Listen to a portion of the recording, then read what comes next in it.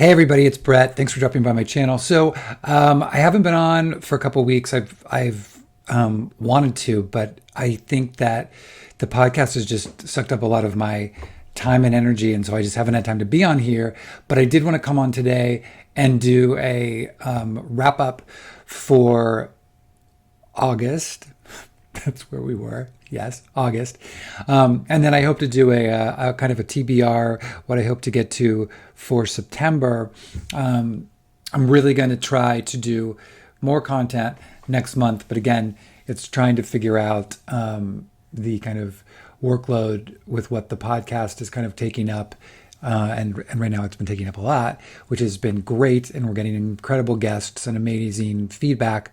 And if you haven't had a chance to check out the podcast yet, I would encourage you or ask you to go by and check it out at gazereading.com. You can also find it in any of your podcast platforms of choice, whether that's Apple or Spotify.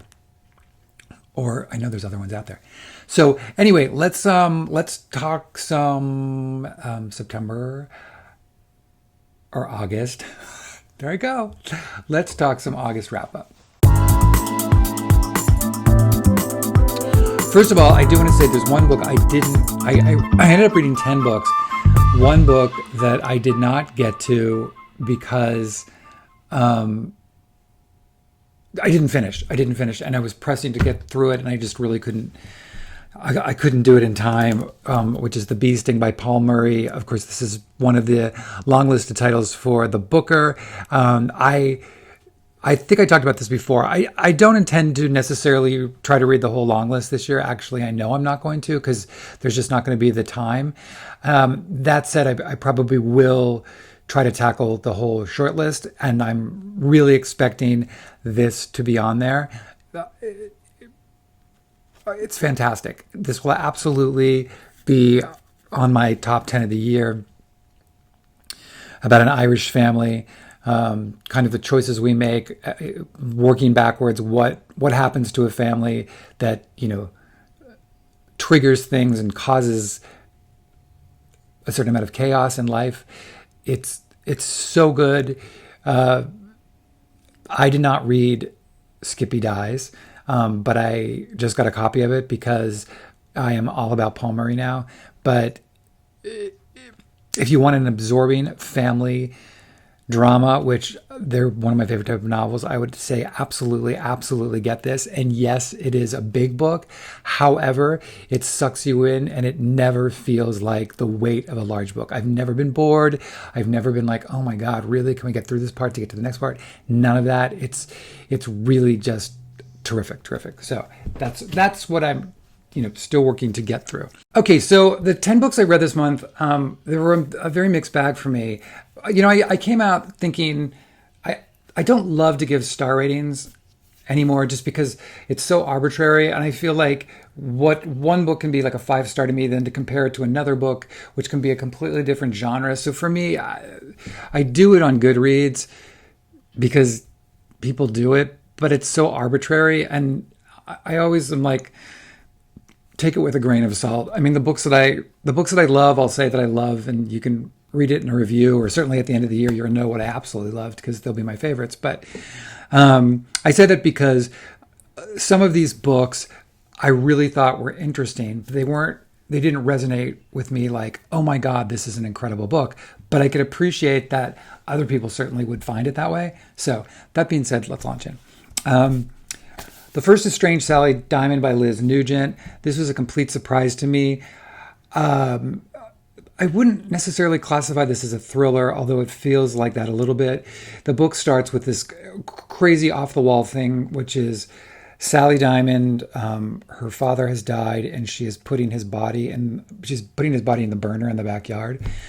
The police come, and when they're like, why did you do this? And she said, well, because those were his instructions to me. You start to really quickly glean that there's something off about her, whether she's on the spectrum, but something isn't quite computing. She's telling the story, so many of the ways that she's relating what's going on are almost observational. It's very interesting. But it starts to unravel a bigger story because Sally has a point in her life, her childhood, that she completely has blocked out and doesn't remember. But as the memories began to surface and she then, with some aid, realizes what those 7 years were, it kind of blows the story open. I thought this was fantastic. Also, I listened to this on audio as well. Great narrator. It's Irish. Liz Nugent's an Irish writer. That added a particular flavor to it. I'm not going to lie and say it gets disturbing. It gets crazy. So certainly if you want to reach out to me, you can, and I will tell you if you're concerned about what those kind of things could be.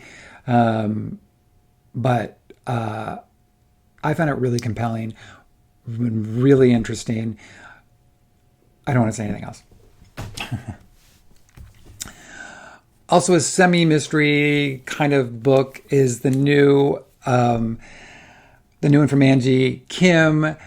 I really enjoyed Miracle Creek. I don't know that I went as crazy on Miracle Creek, her first book, as so many people did. And I kind of felt the same way about this. I really liked this and thought it was so incredibly smart. The premise is, roughly, it's a mixed-race American family, a Korean mom, a white dad, 3 kids. The oldest daughter is Mia is telling the story. One morning, her father and her brother go out to the park. Her brother has autism, but is also he has what's called Angelman syndrome, which means there's an inability to communicate. So honestly, it's a really fascinating thing, which you can look up. But at any rate, the son comes home from the park without the father, and the father's gone missing. And the son is the only person who knows what happened to him, and of course can't communicate what it was. So a lot of the book, again, is the search for the father and the mysteries that start to unravel of what was going on in the father's life. Is there a bigger story here? While at the same time, Angie Kim is dealing with bigger philosophical ideas about what happiness is, the baselines for happiness, how those things change. So I would call it a really smart literary mystery. And it's everywhere right now. It's the Barnes & Noble pick. It's the Good Morning America pick. It's an Indie Now pick. She was just on the Gaze Reading podcast, which came out this past week. She is a sheer delight. She is a Harvard and Stanford educated. She wasn't even a writer. That's the crazy thing, but brilliant, funny, charming woman. So I'm so happy for the success for this book, but really interesting book. All right. All Night Pharmacy by Ruth Madievsky. This is Ruth Madievsky's first book. This is one of those books where I thought was really interesting. Now, I listened to this on audio, and I wish I had just read the book. I feel like I would have had a little bit of a different experience because I would come home at night and read to kind of catch up to the next chapter. And I think maybe part of it was the narrator. Not that she did anything wrong per se, but I found myself a little annoyed by her. And so it probably heightened my, if I have issues with the book. This is about 2 sisters. The younger one is telling the story. The older is like a train wreck. She lives on the edge, kind of a very dangerous edge, and kind of brings her sister along, and has always kind of brought her sister along in the tempest of their life. And then she goes missing. So kind of the spine of the story is what happened to the sister, but it's not the driving thrust of the novel. It's more about what happens with this main girl, who is a little passive, frankly. And as a result, I never really felt like things were happening to her. She wasn't making things kind of happen. I think it's very well written. I think she captures LA remarkably well. And again, I think I did myself a little bit of a disservice by not actually reading it and listening to this one. But I know a lot of people are really responding to this, and I liked it okay. It just wasn't a home run for me. All right, this is interesting. Washington's Gay General, The Legends and Loves of Baron von Steuben. Baron von Steuben was a soldier, immigrant, and flamboyant homosexual who influenced the course of U.S. history during the Revolutionary War, despite being omitted from textbooks. So, Josh Cirillo and Levi Hastings wrote this book about this general, but it's a graphic novel. And, it's fantastic. First of all, I love that they're taking this bit of history, putting it in this format so it kind of breathes life into it and it's not dry at all. I also love that they are giving voice to somebody who history has erased, which my political 1 minute soapbox with everything that's happening with this country, with the erasure of Black history, the banning of books, the banning of who's telling whose story, who's allowed to, who should be reading what, all of it. I just think this is a great, great book, and I hope they do more of them because I think it's fantastic. Speaking of fantastic, Wellness by Nathan Hill, and thank you from Knopf for this copy. Oh my gosh. I was a big fan of the Knicks. I thought it was a genius novel. If you ask me what it's about, I'd say I remember there was a mother in it, but it was so long ago. All of that to say, I was really excited when this was coming out. I loved this. I love this. 2 books between this and the Paul Murray book, The Bee Sting, about families. But the difference is this is about a couple, and it examines this couple who go kind of going from first seeing each other to that first kind of excitement up to 20 some years later, kind of the U curve of a relationship. And this couple is in the bottom of that U, which is typically where relationships go by the wayside and divorce happens. So it's kind of what happens and how we sustain in a relationship, how we keep fresh, how we keep going, while also examining the history of these 2 characters and where they came from and how that has informed their present. I think Nathan Hill's a genius. I think he's a genius. There were points in this book that I actually read this on my Kindle, and I was underlining passages, which is the only reason you don't see tabs all over the place. But it is so fantastic. Again, one of my favorite books of the year.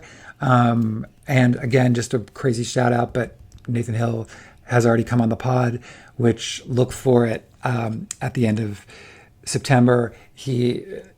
It was fantastic, and it was a really interesting conversation. So I think you're going to hear a lot about this book.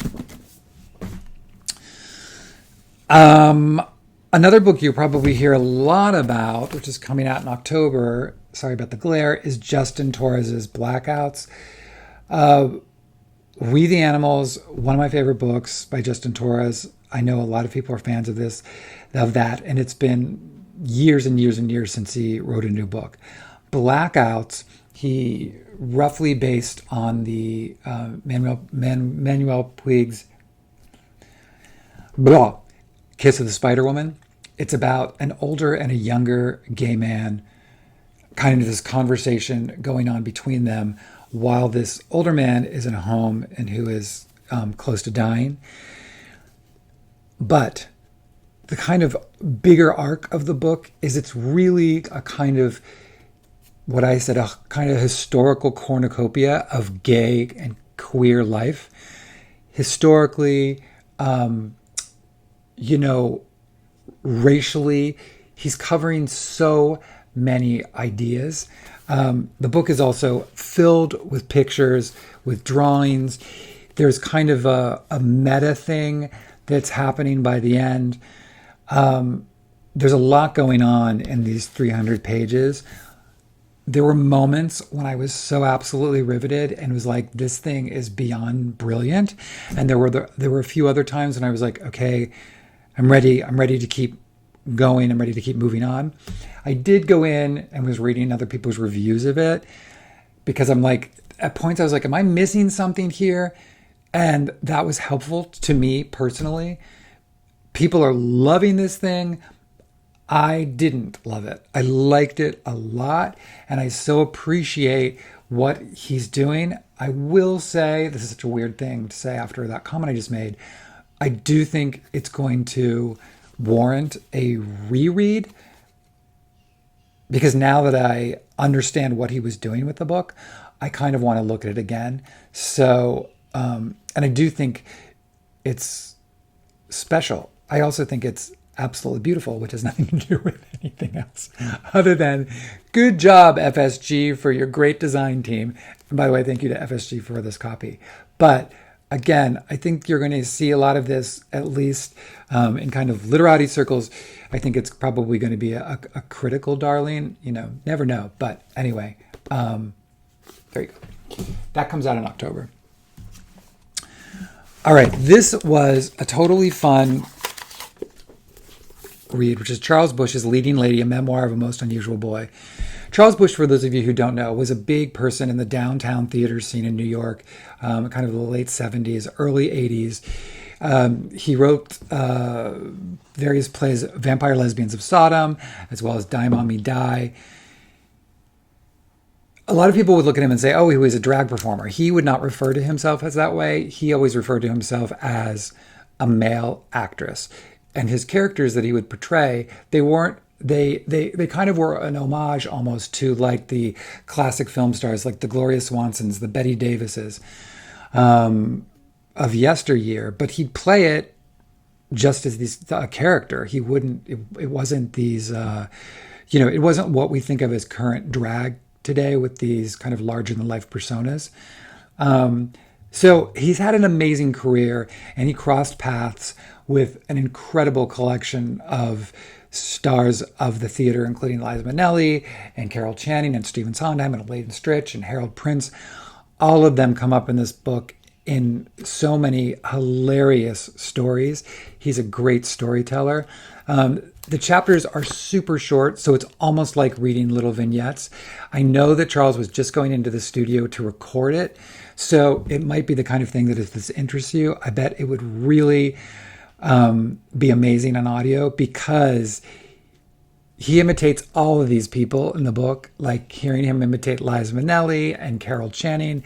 And so I'm sure all of that stuff would just be crazy amazing on audio. But anyway, this comes out later this month, but it's a great fun read. And thank you to Smart Pop for the copy of that.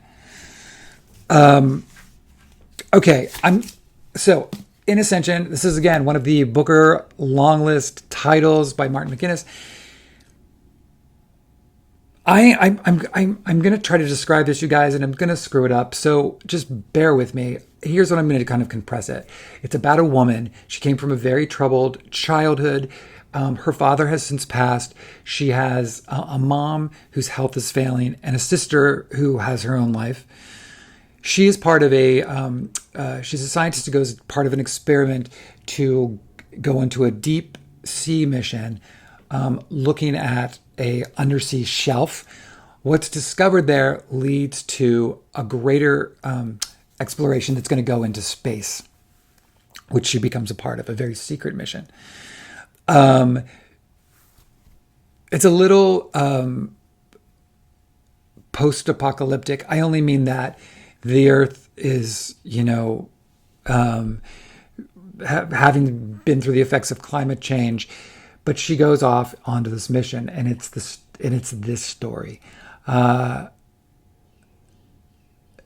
lot of this is really incredible. First of all, he's a beautiful writer. His descriptions of both the sea and space are so amazing. The science that he's pushing off in this thing all feels very real, as does the spaceship that they go up into. Again, I got to the end of this and liked it a lot, but felt like, oh my God, am I stupid? Did I miss something? I didn't want to spoil anything. So I'm not going to say anything. And I would just say it's a really compelling and interesting read. One of the most unique things I've read this year. I'm sorry to be vague. I just don't want to give anything up. And I don't want to sound like I'm stupid. So anyway, that's that. That's all I'm saying about Ascension. Last two books. All right. The first is Tom Lake by Ann Patchett. Loved this so much. This is the Waterstones edition, which I had to get for two reasons. One is because this was so beautiful to me. And second, as I didn't want all the American like book stickers all over the front. And I'm going to get rid of this one. I'm obsessed with Ann Patchett. I'm obsessed with her. I'm obsessed with everything she does. This is no different. I thought it was so good, based not on our town, but based around Thornton Wilder's Our Town. This is about a woman who's telling the story and her family who has come back to her and she and her husband's farm in Michigan, which is a cherry farm, during the pandemic. And she is recounting to them her past when she was an actress and almost became a big actress. And she worked at a summer stock theater called Tom Lake, where she was cast as Emily in Our Town. And the boy, the man in it, who becomes her lover. It is so beautiful. But what really sent this over the top for me is Meryl Streep reads the audio of the book, and it's truly next level. Since the book is told from first person narrative, sitting in my car, listening to Meryl Streep talk about all these things as an actress, talking about being an actress, it just all felt so serendipitous, incredible. I loved this so much. It made for an incredible experience. I would highly recommend you get a piece of cherry pie and read this book, or even better yet, listen to Meryl Streep read it to you.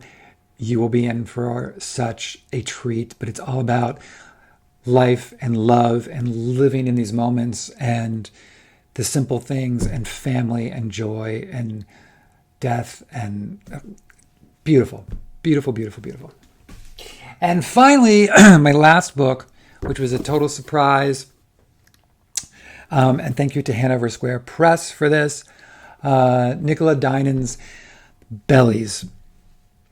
First of all, I'm just going to say right out, do not like this cover. This looks like it's a rom-com. I like the UK cover much better, and in fact ordered a copy of the UK version of the book because I liked it so much and I wanted a signed copy. But I thought this was fantastic. Again, I listened to part of this on audio. The two narrators, fantastic.